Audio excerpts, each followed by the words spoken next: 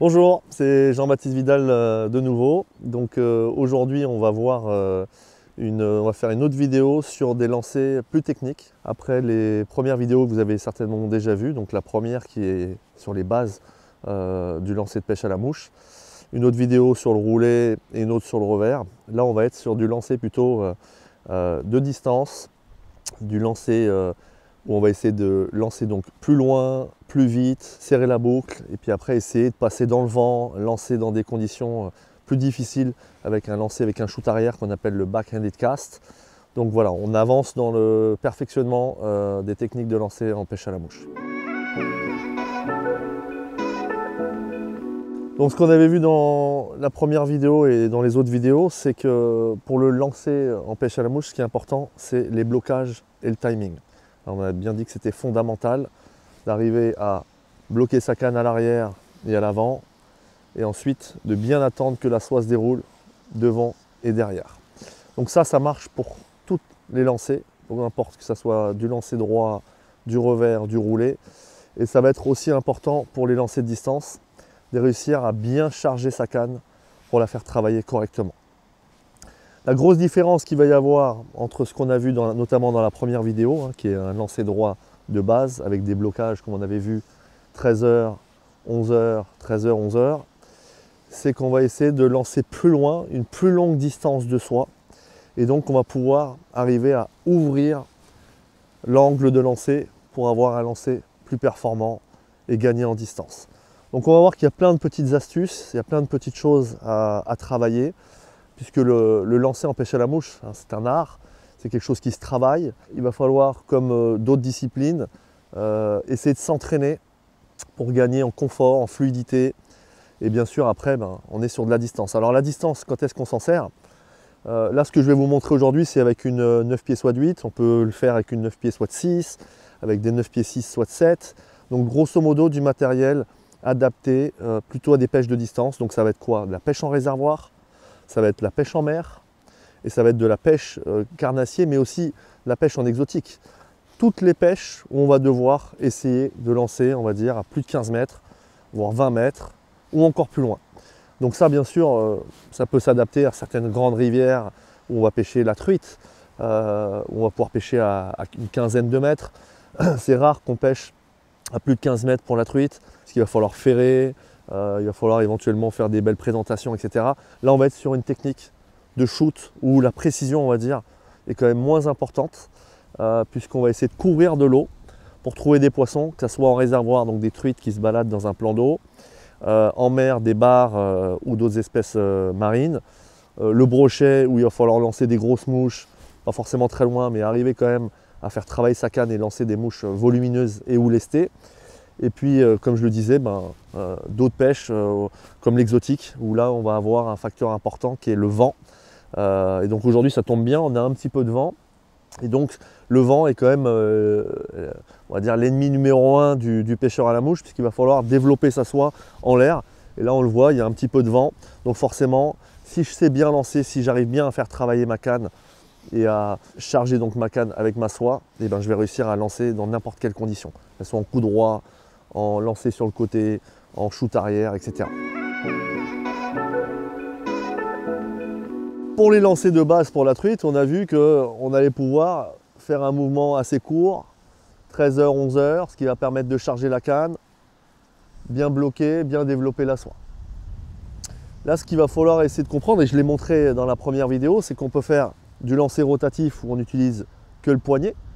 Et là, il va falloir essayer de faire un tout petit geste pour arriver à avoir une boucle bien serrée. Ou alors, ce que je parlais, c'était le lancer linéaire, qui est le grand lancer à la mode, mais qui est un lancer qui finalement existe depuis très longtemps. Puisque l'idée, c'est d'arriver à transmettre de l'énergie de la manière la plus rectiligne possible.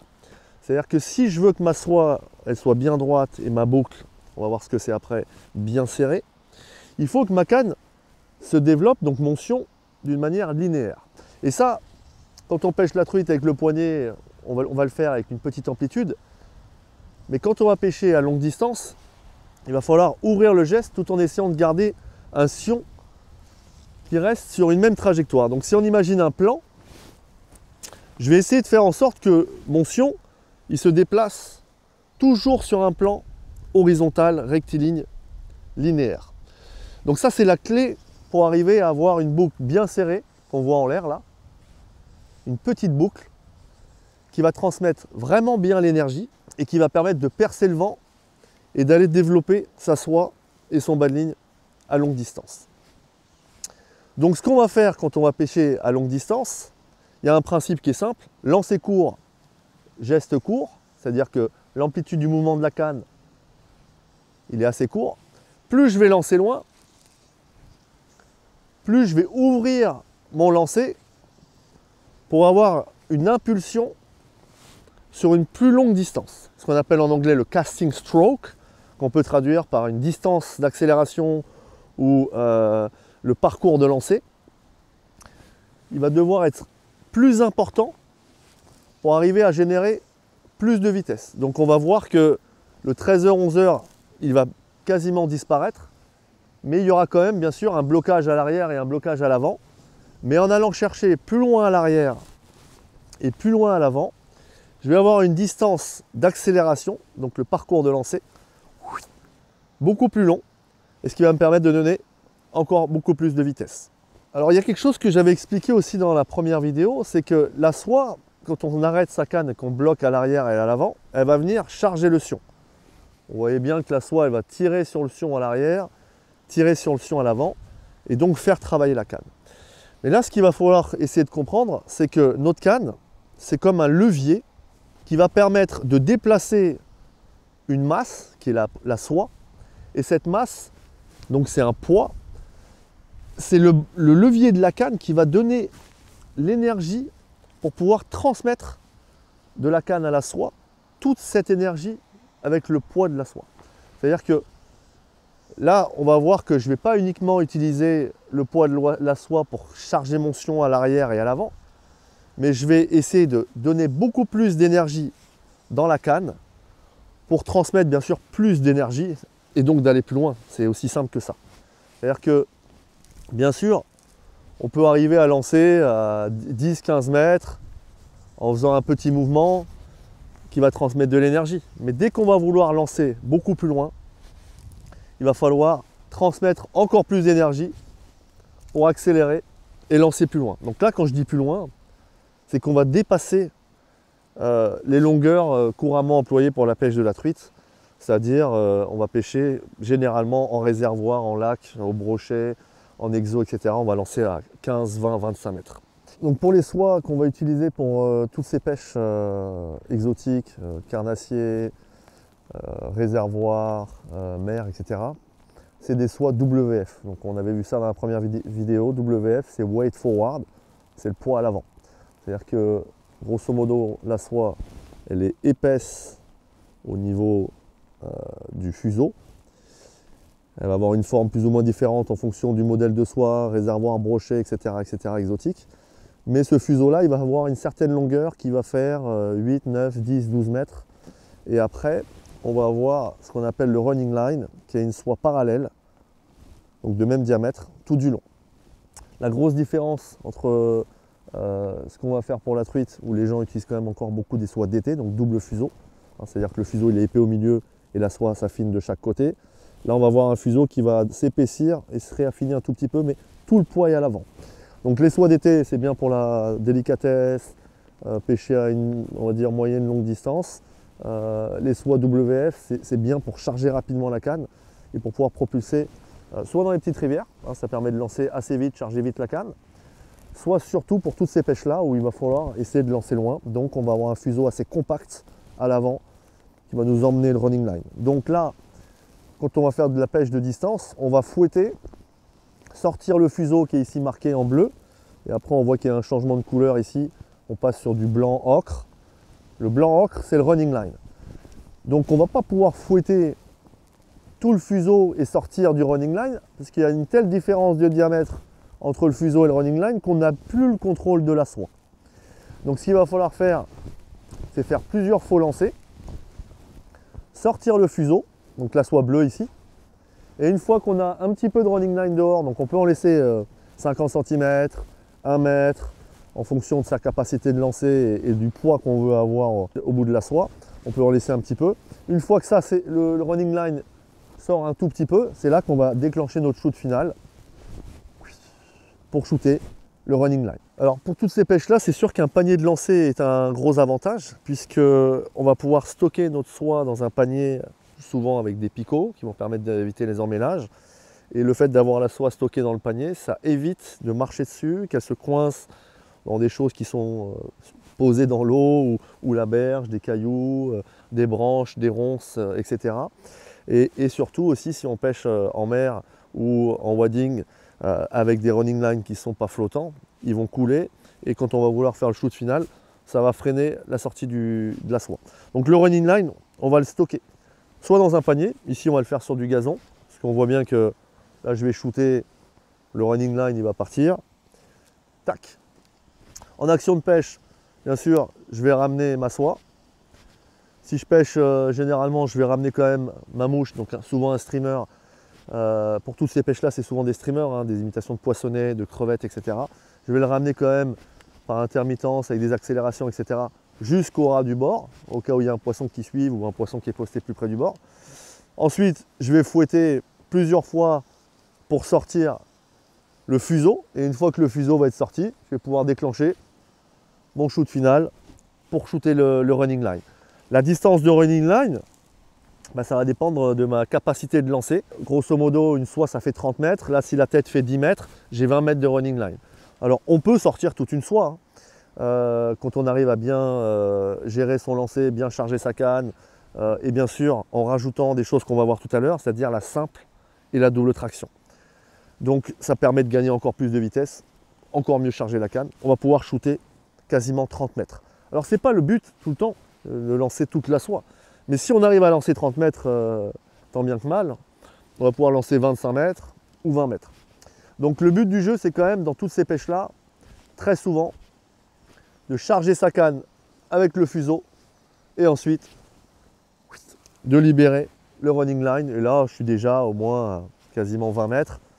Je peux sortir encore plus de soie et on va voir que ça va très bien partir à partir du moment où j'aurai bien chargé ma canne, bien fait mes blocages, bien attendu ma soie, une bonne traction, boum, tout le running line y part. Alors pour les lancers de distance, ce qu'il va falloir faire dans un premier temps avant de rajouter donc les tractions, qu'on appelle la simple traction et la double traction qu'on va voir après, il faut déjà arriver à maîtriser le lancer de base et puis après commencer à essayer de libérer de la soie sans rajouter des tractions. C'est-à-dire fouetter, bien charger sa canne, pas de traction, la soie part. C'est déjà un bon travail à effectuer en amont. Bien sûr, dès qu'on va réussir à faire travailler sa canne correctement, à bien la charger, à avoir un bon timing, un bon blocage, là, sans traction, la soie va partir toute seule. Mais si on veut gagner en distance et en vitesse, et on va le voir plus en détail après, on va venir rajouter soit une simple traction, c'est-à-dire qu'au moment du shoot, je vais monter ma main, tirer sur ma soie, une seule fois, ce qui permet déjà de gagner plusieurs mètres de distance en faisant uniquement une simple traction. Et après, ce que font très souvent tous les pêcheurs qui pêchent le bar, le brochet, en réservoir, en exo, c'est la double traction. C'est-à-dire que je vais tirer à l'arrière et à l'avant, à l'arrière et à l'avant. Et cette traction-là va permettre de encore mieux faire travailler la canne, encore mieux charger la canne et donc donner de la vitesse à notre soie. Donc pour ce faire, il va falloir travailler étape par étape. Donc ce qui est important dans les lancers de distance, et on en revient à ce que j'expliquais tout à l'heure, c'est d'essayer d'arriver à augmenter l'angle de la canne en fonction de la distance de soie que je vais vouloir lancer. C'est-à-dire qu'on n'est plus sur du 13h-11h qu'on pourrait faire pour lancer à une quinzaine de mètres, mais plus je vais vouloir lancer loin, plus il va falloir que j'augmente le parcours de lancer, donc le casting stroke, la distance d'accélération, pour arriver à générer suffisamment de vitesse pour déployer beaucoup plus de longueur de soie. Donc on voit bien que je ne suis plus à 13h et à 11h, j'arrive quand même à serrer la boucle et je vais gagner tout de suite en distance. Donc ça c'est un premier élément à travailler, hein. Ça ne sert à rien tout de suite de vouloir faire une simple traction, une double traction. Moi j'ai quand même pas mal de clients qui viennent faire du perfectionnement ou qui pêchent déjà et qui font des petites erreurs de traction, mais ils ont déjà essayé de rajouter un élément, on va dire de manière un peu prématurée. Il faut déjà réussir à bien charger sa canne. Et on va venir à un exercice que je vais vous montrer aussi qui est important. Donc ce que je fais pour cet exercice-là, c'est que je sors uniquement le fuseau, j'ai du running line de sortie, et un exercice tout simple consiste à faire un bon arraché, hein. Donc on commence toujours canne basse, la soie bien tendue, pas en zigzag, sinon on va avoir un espèce d'à-coup dans la canne qui va la faire trembler et qui va générer une perte de tension. Donc bien commencer avec la canne basse, la soie tendue, faire un bon arraché, un bon blocage et un shoot. Donc là on voit que je suis déjà en faisant un seul lancer avec un bon arraché, un bon blocage, un bon timing et un bon shoot avant, je peux lancer déjà à plus de 15 mètres sans aucun problème. Cet exercice-là, il a l'air anodin, mais il permet de travailler deux choses qui sont fondamentales. C'est une bonne accélération progressive et un bon blocage pour bien charger la canne à l'arrière, qui va permettre donc de faire travailler la canne et de générer de la puissance qu'on aura ensuite au niveau du shoot avant. C'est-à-dire que j'accélère, je bloque, je charge ma canne, j'accélère, je bloque à l'avant et je shoot. Rien que ça paraît vraiment simplissime, mais il y a beaucoup de gens qui ont du mal à le faire. Donc après, je peux rajouter de la distance si je veux. À partir du moment où j'arrive à shooter mon running line, sans faire de traction, hein, je ne fais aucune traction, on va voir qu'à un moment donné, si j'en rajoute, au fur et à mesure, je vais avoir une petite perte d'énergie, le running line va avoir du mal à sortir. C'est que là, il va falloir encore plus charger la canne. Et ça, pour le faire, ça va être la simple et la double traction. Donc, travailler cet exercice-là, comme on est en train de le faire ici, sur le gazon, c'est fondamental pour arriver ensuite à gagner encore plus de distance. Donc, je recommence. Moi, je sors toujours un petit peu de running line, surtout que sur cette canne-là, très puissante. Elle prend très bien, on va dire, un bon mètre de running line dehors. Canne basse, je tiens ma soie, j'accélère, je vais bien bloquer ici à l'arrière, bien sentir le chargement de la soie sur la canne. Et à ce moment-là, accélérer pour faire le shoot. Donc j'accélère, je bloque, je sens le poids, je shoot, je bloque. Alors on en vient à deux choses importantes, c'est que avant de vraiment travailler cet exercice-là, si vous en êtes là, c'est que vous savez faire ce que je vais expliquer maintenant, mais il y en a qui ne sauront peut-être pas le faire. Ce qui est important quand on essaye de lancer tout simplement, mais aussi de lancer loin surtout, c'est d'avoir un bon timing. C'est-à-dire que si notre soie, on attend trop longtemps et qu'elle commence à retomber, on ne va pas être efficace. Si notre soie, avant de faire le faux lancer arrière ou avant, elle ne s'est pas encore déroulée complètement, ça ne va pas fonctionner non plus. Donc le timing, on en revient à cette partie-là du lancer, c'est que le timing, il est fondamental. Donc il va se travailler, on va l'acquérir avec le temps, mais c'est aussi du ressenti, hein, c'est ce que j'expliquais. Alors dans un premier temps, on peut regarder sa soie pour voir quand est-ce qu'elle s'est déroulée et shooter. Mais en principe, quand on en est au perfectionnement pour faire du lancer de distance, on sent ce qui se passe dans notre canne et on n'a pas besoin de regarder pour sentir à quel moment la soie est venue charger la canne et à quel moment il va falloir faire le lancer avant ou arrière, puisque ça marche dans les deux cas. On y revient à cet exercice-là. L'important, c'est que quand je fais mon accélération, je sente à l'arrière que ma soie a fini de se déployer pour commencer à refaire mon shoot avant et mon shoot final dans cet exercice-là. C'est-à-dire que si en l'air, j'attends pas assez, toute ma soie va pas se dérouler et ma soie va continuer à partir vers l'arrière et moi je vais la renvoyer vers l'avant. C'est pas bon du tout, puisque l'énergie va se déplier vers l'arrière et moi je veux renvoyer de l'énergie vers l'avant.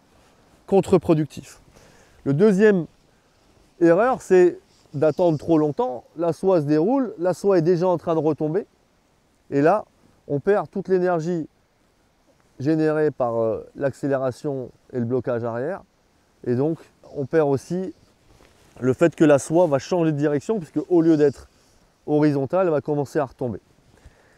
Si on n'arrive pas à faire cet exercice correctement, c'est-à-dire de bien attendre que sa soie se déroule derrière ou devant avant de shooter, tout de suite on va avoir déjà un problème pour arriver à lancer ne serait-ce qu'à 15-20 mètres. Alors pour arriver à gagner en distance, mais même pour pêcher la truite, on va revenir sur un principe hyper important de base, qui est d'arriver à avoir une soie droite pour avoir une boucle serrée. La boucle, c'est la soie qui se déroule en l'air. Plus la boucle est serrée, plus l'énergie, la transmission de l'énergie est bonne. Plus la boucle est ouverte en l'air par un mauvais geste, moins la transmission d'énergie est bonne. Plus la boucle est serrée, plus elle va pénétrer dans l'air, donc pénétrer dans le vent, qu'on va rencontrer souvent dans ces pêches-là exotiques, brochets, réservoirs, etc. Donc le fait d'avoir une boucle bien serrée, c'est fondamental. Et ça va s'obtenir par plusieurs principes. Et on va commencer par expliquer le premier, qui est très simple. Et si je veux avoir une soie linéaire, il faut que mon sion en l'air, il se déplace le plus linéairement ou rectiligne possible. On en vient à ce qu'on explique souvent avec la canne, c'est que le sion, s'il arrive à faire une trajectoire bien rectiligne, la soie va suivre le sion, la trajectoire du sion, et donc rester la plus droite possible. Et le haut de la soie, ce qu'on appelle le fly leg, donc la partie supérieure du développement de la boucle, il va être aussi bien serré et bien rectiligne. Dès que ma canne, comme on l'a vu dans la première vidéo, elle va monter et elle va descendre, c'est-à-dire que mon sion va monter et descendre, donc dessiner un mouvement convexe. Plus mon mouvement va être convexe, plus ma boucle va s'ouvrir. C'est-à-dire que si je fais un mouvement bien rectiligne, avec un sion qui reste dans un même axe, plus ma soie va être tendue, serrée et rectiligne. Plus mon sion monte et descend, plus je vais avoir un mouvement convexe et donc ouvrir la boucle. C'est très simple à voir. Mouvement rectiligne, la boucle est serrée. Mouvement très rotatif avec le poignet, donc convexe, la boucle qui s'ouvre. Si on a une boucle ouverte, mauvaise transmission de l'énergie, boucle ouverte, pas de possibilité de pénétrer l'air, surface de frottement bien plus importante. Donc pour arriver à avoir un mouvement du sion très rectiligne, c'est là où il va falloir tirer et pousser avec son avant-bras ou son poignet pour avoir une translation de la canne. Si maintenant je veux faire un mouvement rotatif qui va permettre d'utiliser le levier de la canne dont on va avoir besoin, il va falloir essayer de le limiter le plus possible pour arriver à, encore une fois, serrer la boucle. Maintenant, c'est ce que j'avais expliqué dans la première vidéo, on peut coupler à la fois l'avant-bras, donc le mouvement linéaire, et le mouvement rotatif, pour faire un mouvement de roto-translation qui va permettre de tirer, pousser, donc avoir un mouvement linéaire, mais aussi d'utiliser le levier de la canne qui va lui permettre d'accélérer le sion, donc la soie, beaucoup plus rapidement que par une translation. C'est un peu technique, mais on va le voir après au niveau du sol. Une erreur de base aussi, qui est très importante dans ce geste-là, si le mouvement il est convexe, on va ouvrir la boucle, mais si le mouvement il est concave, c'est-à-dire que le sion il descend, hein, au lieu de monter et d'ouvrir la boucle, le sion il descend, ça va générer un lancer qui ne va pas du tout fonctionner, ce qu'on appelle en anglais un tailing loop. C'est-à-dire que la soie en l'air, elle va partir droite, mais vu que le sion il descend, la soie va se descendre, le sion va remonter et donc la soie va s'affaisser. Donc la partie supérieure de la boucle va venir taper contre la soie et générer un emmêlage et surtout pas générer du tout de vitesse et permettre de lancer loin. Ça c'est une chose qu'on observe énormément quand les gens ils veulent essayer de lancer en distance. Ils vont parfois descendre le sion en l'air et faire un mouvement concave qui va complètement annuler toute la transmission de l'énergie. Donc ce qui est important dans le lancer de pêche à la mouche, c'est d'arriver à obtenir une boucle serrée. C'est-à-dire que plus ma boucle en l'air va être bien serrée, plus elle va bien transmettre l'énergie. Et là on voit au bout de la soie ici, là, cette partie-là va proposer une surface de frottement très faible, donc ça va très bien pénétrer dans le vent, très bien transmettre l'énergie. Plus la boucle est ouverte, moins on transmet bien l'énergie, et donc plus on a de surface de frottement ici à l'avant, qui va faire qu'on va moins bien transmettre l'énergie, moins bien pénétrer le vent, moins bien arriver à être précis ou passer sous des branches selon ce qu'on recherche à faire. Donc pour arriver à serrer sa boucle et l'avoir la plus petite possible, il va falloir essayer que notre sion il reste linéaire. Si on imagine une ligne droite, hein, si là je traçais une ligne droite où je mettais une bande de scotch ou une corde au sol, si je veux que ma boucle soit serrée, il faut que mon sion en l'air, il reste le plus droit possible, suive la même trajectoire. Donc ça, on l'obtient en se servant beaucoup plus de l'avant-bras, en poussant et en tirant.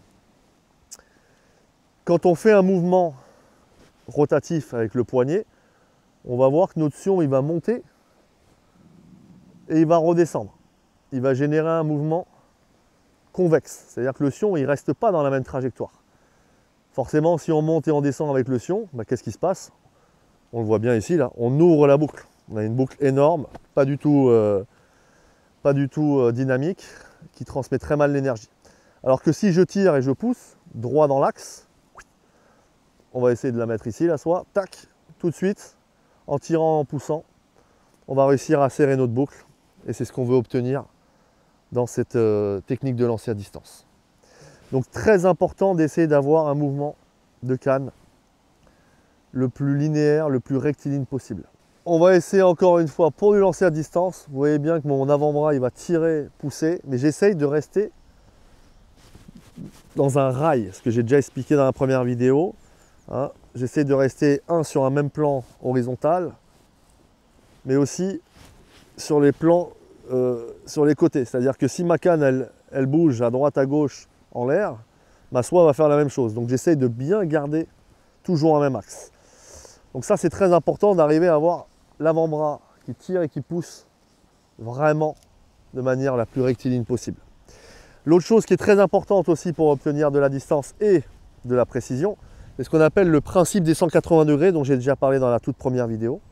C'est-à-dire que si je veux viser un point ou bien transmettre l'énergie, il faut que ma soie, dans mon mouvement arrière, soit exactement dans la direction opposée à 180 degrés. C'est-à-dire que je ne peux pas avoir ma soie qui part à 10-30 degrés, on s'en fiche, et la faire tourner en l'air tout en l'ayant droite posée sur l'eau.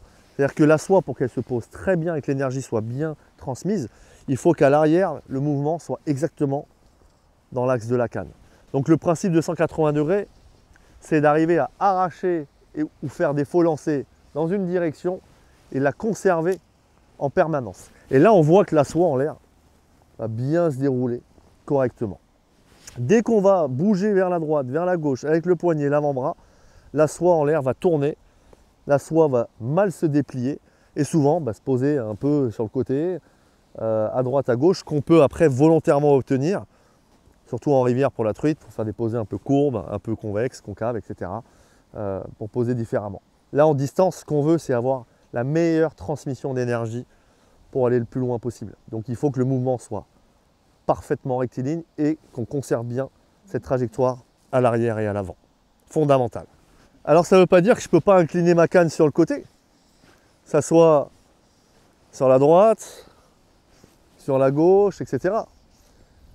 C'est juste que ça veut dire que même si j'incline ma canne, il faut que je garde le principe des 180 degrés, que je reste dans le même plan en permanence. Alors pourquoi on va incliner la canne? Alors des fois c'est pour éviter quand il y a énormément de vent. Hein, plus on est au ras de l'eau, moins il y a de vent, donc plus on arrive des fois à pénétrer dans le vent. Et des fois c'est tout simplement pour poser sous des branches, sous des obstacles divers et variés. Ça peut servir de savoir fouetter aussi sur les côtés, mais on garde encore une fois une trajectoire de sion la plus rectiligne possible et ce fameux principe des 180 degrés qui va nous permettre de vraiment poser notre soie bien droite. Alors pour gagner en distance, mais c'est valable aussi pour arriver à bien transmettre l'énergie pour la truite et pour n'importe quelle espèce, n'importe quel type de canne à mouche, ce qui est fondamental aussi, c'est d'avoir une accélération progressive du lancer. Ça, j'ai bien insisté dessus dans la première vidéo. C'est-à-dire que le lancer, il consiste à charger sa canne, mais on va charger sa canne en faisant un mouvement qui va être de plus en plus rapide jusqu'au point de blocage. C'est-à-dire que si j'accélère très vite au début et que je décélère, je ne vais pas bien transmettre l'énergie et je ne vais pas réussir à lancer précisément ou à distance. Il faut que, après mon point de blocage, mon accélération aille de plus en plus vite jusqu'au point de blocage, qui est assez ferme d'ailleurs. Une fois qu'on arrive à accélérer comme ça progressivement, on va avoir une très très bonne transmission de l'énergie. Alors ça c'est pareil, ça se travaille. C'est-à-dire que après on va obtenir de la fluidité en ayant l'habitude de fouetter, en connaissant sa canne, ses soies. Mais on voit bien que, même si on n'a pas l'impression que je force, que j'accélère de plus en plus vite jusqu'au point de blocage. Ça c'est très très important pour bien transmettre l'énergie de la canne à la soie et ensuite au bas de ligne. Donc ça se travaille. Je fouette, j'accélère de plus en plus vite, je bloque et à l'arrière et à l'avant. Une fois que je suis content de mon travail et que j'ai bien sorti mon fuseau, je shoot. Il n'y a pas besoin de vouloir shooter ou forcer démesurément. Ça peut être même contre-productif. C'est-à-dire que si j'accélère au dernier lancer au niveau du shoot très brutalement pour essayer d'aller encore plus loin, des fois ça va générer encore une fois un tailing loop, c'est-à-dire la partie haute de la soie qui vient taper contre le bas de la soie. Soit vous allez accélérer trop tôt et ça ne va pas du tout accélérer progressivement jusqu'au point de blocage, donc ça va diminuer la transmission de l'énergie. Donc au niveau du shoot final, en distance, il n'y a pas besoin de faire quelque chose de particulier. On va juste après rajouter une traction. Mais au niveau de l'accélération, elle va rester la même que pendant les faux lancers. Alors pour la tenue de la canne, j'en ai parlé dans la première vidéo, il y a deux façons de faire. Soit on met le pouce, soit on met l'index. On a vu que l'index était bien pour avoir de la précision. On va pousser, tac, bien dans l'axe de l'avant-bras et de la canne. Pour la pêche de distance, généralement, les gens n'aiment pas trop utiliser le doigt parce que tout le poids de la canne et de la soie vont être sur l'index. Pour les cannes à truite, en soie 3, 4, 5, ça ne pose pas trop de problème. On n'a pas énormément de poids et le doigt peut sans problème venir se positionner soit sur une poignée spécifique, donc en tulipe, soit sur une poignée comme ça où on pose le doigt sur le blanc. Mais dès qu'on va pêcher avec des cannes de soie de 8, 9, 10, 11, 12 ou plus, tout le poids va être sur l'index. Donc la plupart du temps, les gens qui veulent faire du lancer de distance, ils vont utiliser la tenue de canne avec le pouce. On va avoir beaucoup plus de puissance puisqu'on va réussir à pousser avec le pouce. Bon, maintenant qu'on a vu du coup comment réussir à bien charger sa canne, conserver donc un bon timing, un bon déplacement du sion rectiligne, et donc tout ça pour bien transmettre l'énergie, ce qui nous permet déjà de lancer une certaine distance. On l'a vu sans traction, je sors mon running line, je shoot, ça part tout seul. Si on veut gagner encore plus en distance, ce qu'on va essayer de faire, c'est de rajouter, dans un premier temps, apprendre à faire une simple traction. La simple traction, ça va être de venir tirer sur la soie au moment du shoot final. Alors à quel moment il faut le faire? C'est un peu la difficulté de ce geste-là. C'est d'arriver à coordonner l'accélération de la canne avec la tirée de la soie. C'est-à-dire que je vais attendre que ma soie vienne charger mon sion à l'arrière. Ma main, pendant ce temps-là, va monter pour venir accompagner la soie presque au premier anneau. Et ensuite, je vais accélérer ma canne et ma main en même temps. C'est-à-dire que l'accélération de la canne, on a vu, va être progressive, va être de plus en plus rapide jusqu'au point de blocage. Et l'accélération de la main gauche pour un droitier va être pareil, de plus en plus rapide jusqu'au blocage et jusqu'à la fin de la tirée. Alors la traction, on peut la faire petite, on peut faire des petites tractions. Une petite simple traction, hop. Mais forcément, plus je tire sur la soie, en allant chercher loin derrière moi ici, plus je vais charger la canne et plus je vais donner de vitesse à la soie. Alors le principe de la traction, il sert à quoi? Quand je vais tirer sur la soie, finalement, ça va continuer de charger ma canne. Ça veut dire que le fait de tirer sur ma soie je charge et je plie donc encore plus la canne. Donc je vais utiliser encore plus le blanc, encore plus faire travailler le nerf de la canne et donc générer de la vitesse. Si c'est bien fait, ça marche super bien et on va gagner en distance plusieurs mètres. Avec une simple traction, on peut gagner 3-5 mètres, voire plus. Si c'est mal fait, si le timing n'est pas bon au niveau de l'impulsion, au niveau de la traction, et ben en fait c'est contre-productif. C'est comme tout ce qu'on a vu auparavant, il faut que ça soit bien fait pour que ça soit efficace. La première chose à faire, c'est s'entraîner à monter sa main pour aller chercher la soie. C'est-à-dire que je ne la lâche pas, hein, la soie, mais je vais sentir que ici je vais avoir une tension dans la soie et une tirée de la soie quand elle va se déplier complètement à l'arrière, et il va falloir que ma main suive tranquillement, progressivement cette traction de la soie, cette tirée de la soie pour accompagner et venir chercher la soie assez haut. Si je monte ma main d'un coup, je crée un mou ici dans la soie qui va donner un à-coup dans la canne, des ondulations dans la soie, et c'est pas du tout efficace. Donc il faut essayer de monter sa main tranquillement en même temps que la soie tire vers l'arrière et se déplie. Donc ça demande aussi un petit peu de travail. Alors c'est pareil, hein, on peut très bien monter sa main un tout petit peu ou aller vraiment chercher très très haut derrière. Plus je vais chercher haut, plus je vais avoir de tirée, et plus ma tirée sera longue, plus je vais donner de l'énergie dans la soie. Donc il est là le principe de la simple traction. Si on fait qu'une simple traction, qu'est-ce qu'on fait? On va fouetter. On va sortir le fuseau, la tête de lancer. Et une fois que je vais arriver avec un petit peu de running line à l'extérieur de ma canne, c'est là que je vais faire ma simple traction pour générer de la vitesse, accélérer ma soie et donc gagner de la distance. Donc souvent, quand on fait uniquement une simple traction, on fouette, on fait rien avec la main gauche, on sort son fuseau. Une fois que le fuseau est sorti, on fait sa traction. Et là, on voit tout de suite que j'arrive à donner beaucoup plus de vitesse puisque je charge encore plus ma canne et j'accélère ma soie en tirant dessus. Donc si la traction est effectuée au bon moment, on va réussir aussi à serrer sa boucle en actionnant la canne au bon moment. Et donc si je serre ma boucle, je vais pouvoir arriver à lancer avec une boucle bien serrée et pénétrer dans le vent. Ce qu'on va rencontrer en pêche exotique, en pêche en réservoir, en pêche en mer, dans un peu toutes les pêches où il va falloir avoir de la distance. On a quand même pas mal de journées où il va falloir arriver à lancer dans le vent.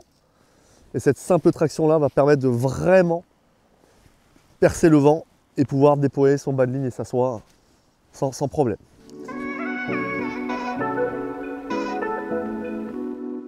Alors maintenant, la double traction. Comme son nom l'indique, au lieu de faire une seule traction, donc la simple traction, qui est généralement du lancer arrière au shoot avant, on va pouvoir faire deux tractions. Alors là, ça complique les choses, parce qu'il va falloir faire deux fois la même traction, une traction au moment du shoot avant, une traction au moment du shoot arrière, et la main gauche, pour un droitier, va monter, redescendre, descendre, remonter, et ainsi de suite. Donc c'est un exercice que je fais faire des fois à mes clients, c'est-à-dire déjà sans canne à pêche, s'entraîner à faire le mouvement arrière, remonter sa main, tirer pour accélérer, faire sa traction, remonter sa main pour aller chercher la soie, réaccélérer et la canne et la main pour faire son autre traction, et ainsi de suite. Si on arrive déjà sans canne à pêche à tirer, relâcher et remonter sa main à l'arrière et à l'avant, ça a l'air bête, hein, mais on arrivera à le faire avec la canne. Donc c'est pas très simple, dans le sens où les deux bras, les deux membres, vont faire un mouvement complètement différent et dans le sens inverse. C'est-à-dire qu'il va falloir coordonner bien ces gestes pour arriver à faire la traction à l'arrière, traction à l'avant, traction à l'arrière, traction à l'avant. Alors quand on fait une double traction, la traction qu'on va faire avec le shoot arrière, on va tirer la soie vers l'avant, remonter sa main, accélérer la soie et la canne, faire la traction vers l'avant, et la main va dans le sens opposé à chaque fois. Je fais ma traction arrière, je tire mon bras vers l'avant, je fais ma traction avant, je tire mon bras vers l'arrière. Ce qui va donner, avec la canne et la soie, une traction arrière, une traction avant, et ainsi de suite. Et donc je coordonne mes mouvements. Il se passe toujours la même chose pour ces tractions-là, il faut qu'elles interviennent au bon moment. Il faut que la main gauche remonte et redescendre au bon moment. Si je remonte trop vite, trop tôt, trop rapidement, que ce soit à l'arrière ou à l'avant, tout de suite, on va créer du mou. Et si la traction n'est pas du tout faite au même moment que l'accélération, ça ne va rien donner du tout. Donc ça, une fois qu'on maîtrise bien la simple traction, on a compris qu'il faut bien remonter la main, tirer de manière progressive en même temps que l'accélération progressive de la canne. Donc là, je tire, hop, progressivement, j'accélère progressivement avec la canne. Et bien, il va falloir réussir à faire la même chose. Donc ce qu'il faut faire, c'est décomposer, s'entraîner à faire une traction arrière, hop, et remonter sa main. Une traction avant, et remonter sa main. Une traction arrière, et remonter sa main. Une traction avant, et remonter sa main. Une fois que ça, on arrive à le faire, hop, et ben on va essayer de le faire sans poser la soie sur l'herbe. Je tire, je remonte la main. Je tire, je remonte la main. Je tire vers l'arrière, je tire vers l'avant. Je tire vers l'arrière, je tire vers l'avant. Alors qu'est-ce qui va se passer? Ben, c'est la même chose que tout à l'heure. Une simple traction, double traction, on va faire 2 tractions. Donc on va tirer 2 fois sur la canne. On va actionner 2 fois encore plus le nerf de la canne. Et on va accélérer 2 fois la soie. Ça sert donc à tirer plus loin, mais aussi à gagner énormément de vitesse. On va dire dans les pêches en exotique où généralement on pêche à vue le tarpon, le bonefish, le permite et encore d'autres espèces. On a des poissons qui se déplacent assez rapidement, ce qui n'est pas le cas pour le bar ou le brochet où on pêche généralement à distance mais pas à vue. Là dans les pêches exotiques, on va pouvoir rapidement charger sa canne et très vite envoyer sa soie et sa mouche sur une cible en déplacement. Pour tout ce qui est pêche au bar, brochet, réservoir, on n'a pas cette notion de rapidité d'exécution pour arriver à poser sa mouche sur une cible, mais la traction va permettre de gagner en puissance, en vitesse et donc en distance. Donc c'est vraiment presque inévitable. Si on veut pêcher à longue distance, on va être obligatoirement obligé d'arriver à apprendre à faire la simple puis la double traction. Mais encore une fois, il faut essayer de travailler ça tranquillement sur le gazon, s'entraîner à faire une simple traction. Ensuite, rajouter une traction à l'arrière, une traction à l'avant. Coordonner bien l'accélération de la canne et de la main. Et là, vous allez voir que tout de suite, vous allez générer énormément de distance. En 2-3 doubles tractions, donc je sors mon fuseau, je fais une traction, une autre traction. Boum. Il y a tout qui part. Je peux même sortir toute ma soie. Là, on voit le backing qui est ici. Une soie de nos jours, ça fait entre 27 et 30 mètres. Alors l'inconvénient qu'on va avoir sur tous ces fuseaux décalés à l'avant, c'est que les fuseaux sont assez courts. Donc sur une tête comme celle-là, un fuseau qui fait 10 mètres, j'ai 20 mètres de running line à sortir. Et forcément, des fois, c'est pas tout à fait facile de les sortir. Mais là, on voit qu'en 2-3 faux lancers, j'arrive à sortir toute ma soie. Donc là, je prends une touffe d'herbe, on voit que le vent, il vient face à moi, alors c'est pas rafale, hein, mais avec un petit peu de vent de face, si j'arrive à bien serrer ma boucle, bien accélérer, bien coordonner ma traction, et que ma soie n'est pas accrochée dans un obstacle, je vais réussir à lancer à plus de 15 mètres, 20 mètres, voire plus, sans aucun problème, en chargeant bien ma canne et en réalisant boum, ma traction au bon moment. Quand on a du vent, ce qui est souvent le cas en exo, au bar, notamment, puisqu'on est en bord de mer, il y a souvent quand même du vent qui se lève, le vent est un facteur qu'on ne peut pas gérer. C'est-à-dire on arrive au bord de l'eau, si on pêche du bord, le vent il a une certaine direction, on est obligé de faire avec. Alors le vent, c'est souvent un handicap, hein, qu'il soit de face, de dos ou de côté, ça va toujours générer des problèmes. S'il est de dos, on croit que ça va être plus facile de lancer loin, mais finalement on va avoir du mal à dérouler sa boucle et sa soie à l'arrière, donc charger sa canne. Si on l'a de face, bah c'est au niveau du shoot avant, on va avoir du mal à dérouler son bas de ligne. Et si on l'a de côté, bah selon le côté sur lequel il se trouve, si c'est du côté gauche, pour un droitier, ça va juste écarter ma boucle sur le côté, ça pose pas énormément de problèmes.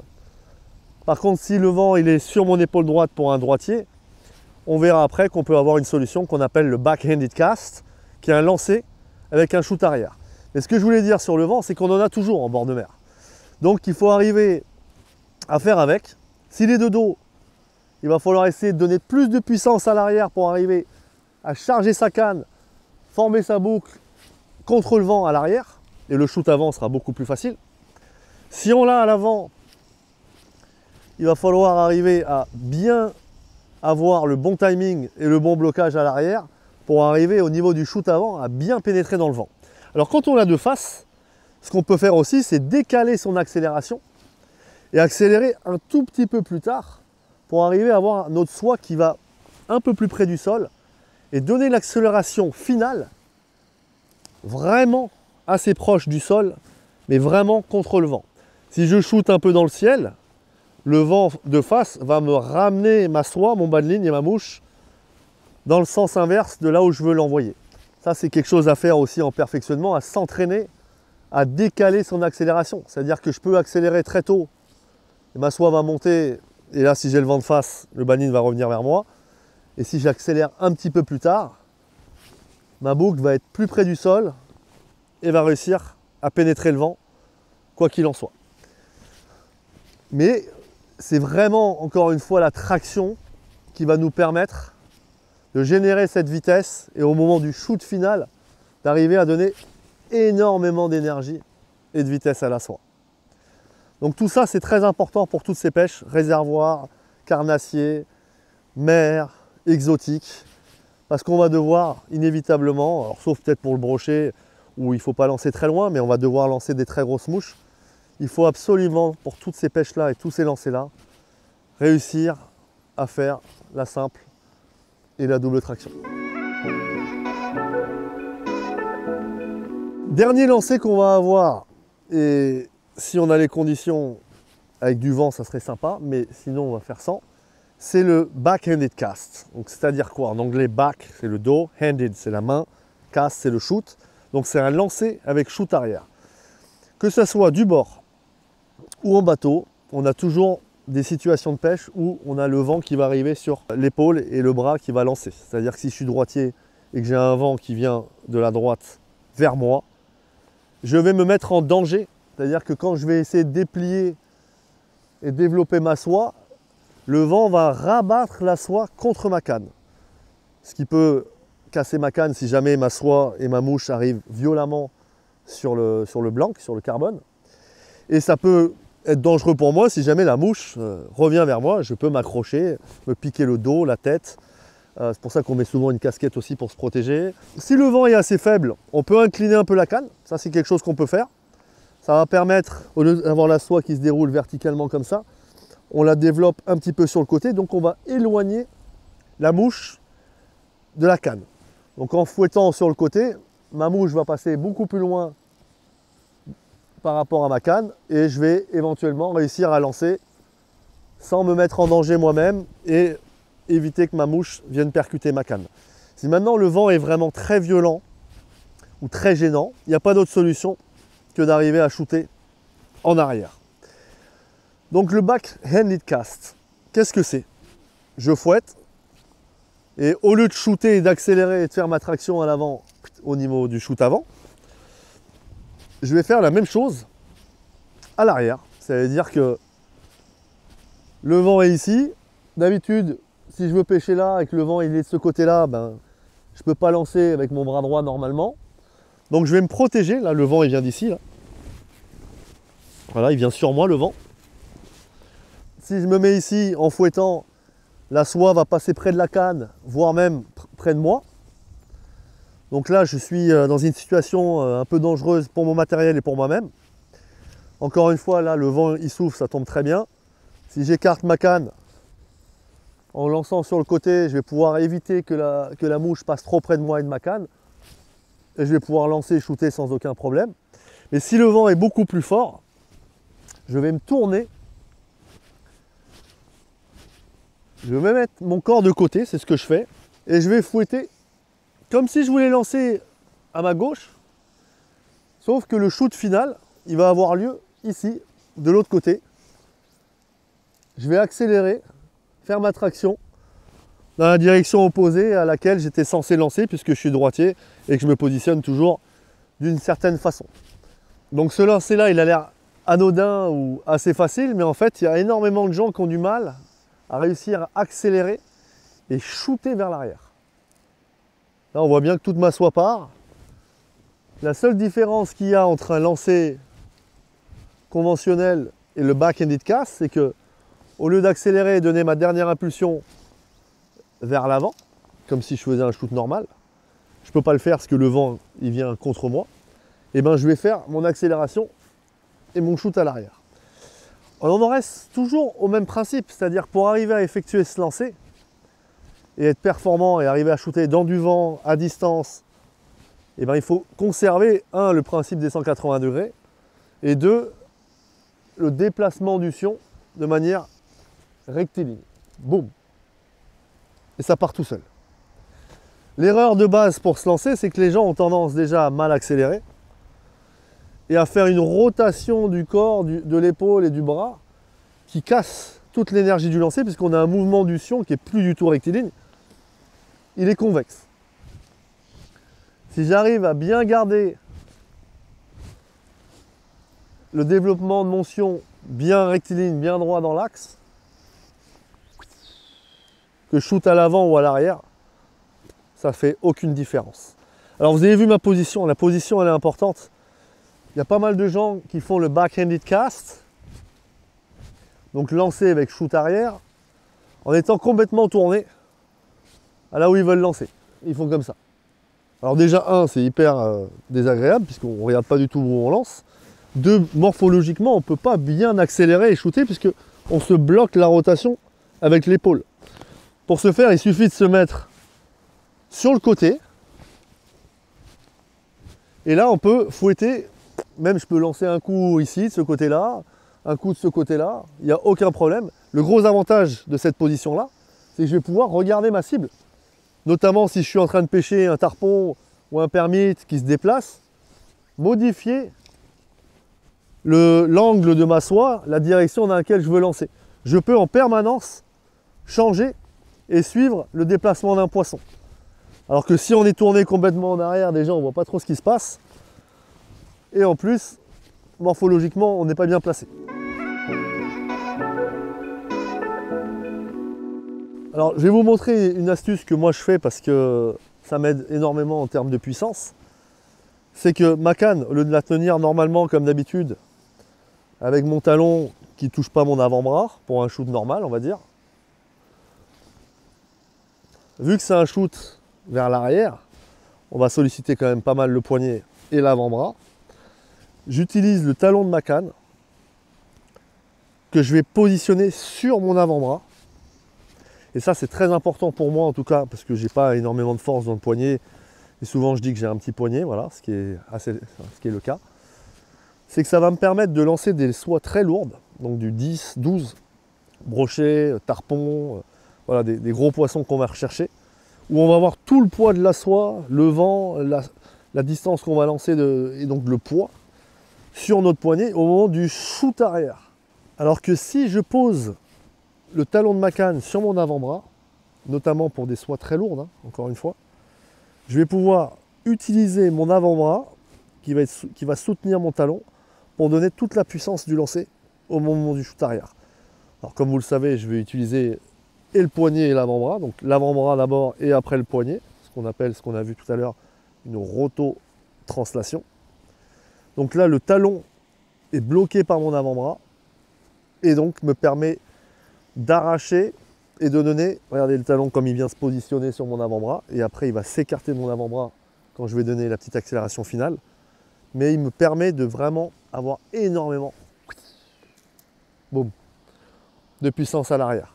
Et là, ce lancer-là, honnêtement, il va vous servir dans énormément de situations de pêche. Moi, j'ai pris beaucoup de gros poissons dans ma vie, surtout en exotique, grâce à ce lancer-là. Si on est sur un bateau, sur un flat avec un guide et que le guide est sur sa plateforme derrière, des fois, on a ces situations-là de pêche. On a le vent, on a le poisson qui se déplace et finalement, le guide est exactement dans l'axe de là où on doit lancer. Et ben, en faisant un back-handed cast, on se sort de pas mal de situations. Et là, regardez encore une fois, le talon, hop, il me permet de tirer sur mon avant-bras pour arriver à shooter. J'ai ma tête de sortie, mon fuseau de sortie. Je sors toujours un peu de running line.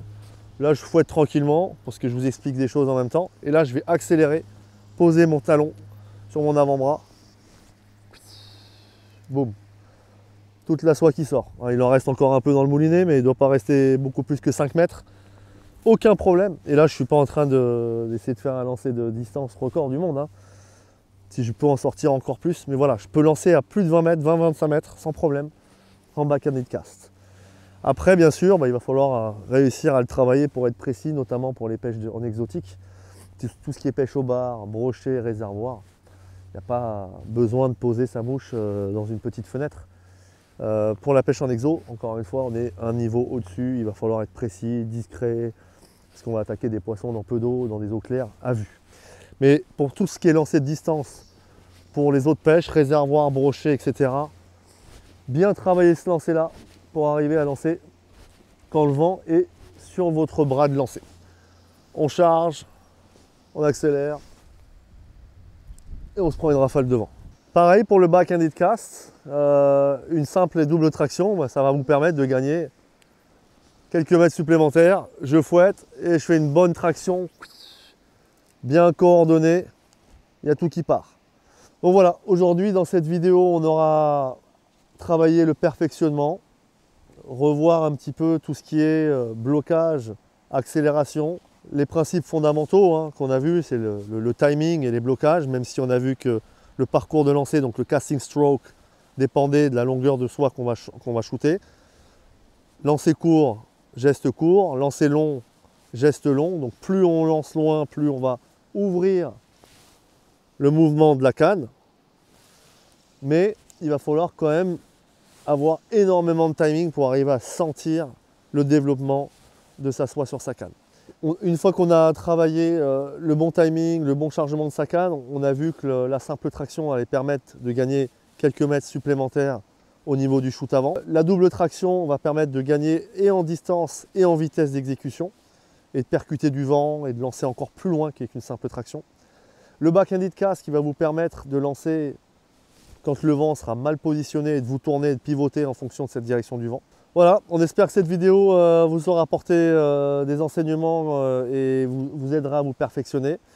Nous, on était là pour vous apporter des petites informations supplémentaires par rapport aux précédentes vidéos. N'hésitez pas à nous laisser un commentaire sous la vidéo, on y répondra avec plaisir. Likez, abonnez-vous et puis nous, on vous dit à une prochaine pour d'autres vidéos sur la chaîne Orion Fly Fishing. Merci.